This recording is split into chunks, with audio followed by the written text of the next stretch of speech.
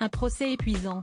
Le mercredi 1er juin, le jury a livré son verdict dans l'affaire opposant Amber Heard à Johnny Depp. La comédienne américaine a été reconnue coupable de diffamation et a été condamnée à verser plus de 10 millions de dollars de dommages et intérêts à son ex-mari.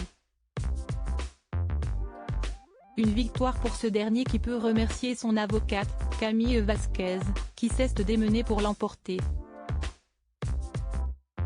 Ce verdict est d'autant plus important qu'il a permis à la jeune femme de 37 ans d'être élevée au rang d'associée par le cabinet Brown Rudnick qu'elle avait rejoint en 2018, comme l'a révélé le PDG William Baldiga dans un communiqué publié ce mardi 7 juin.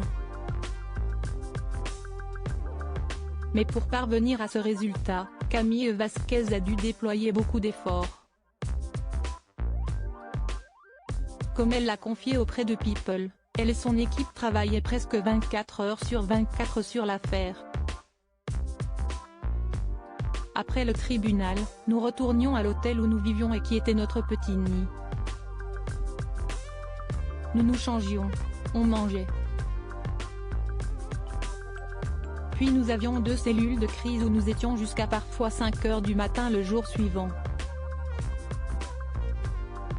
C'était très intense, a-t-elle expliqué auprès du média américain. Camille Vasquez, nous étions à bout de souffle. Camille Vasquez a également confisqué qu'elle n'allait jamais se coucher avant 1 ou 2 heures du matin, tandis que son équipe restait debout jusqu'à plus de 5 heures du matin. Nous étions vraiment à bout de souffle, a reconnu l'avocate, insistant sur le fait que cette victoire n'était pas simplement la sienne, mais également celle de tous ceux qui l'ont aidé pendant ces nombreuses semaines. Si estime moi qui ai mené le contre-interrogatoire, mais j'ai été très claire, ce n'était pas mon contre-interrogatoire. C'était celui de notre équipe. Concernant Johnny Depp, Camille Vasquez a expliqué que le comédien était en paix. Je pense que cette paix est venue avant même le verdict. C'était juste le fait de pouvoir raconter son histoire et de parler de ce qui s'est réellement passé dans cette relation.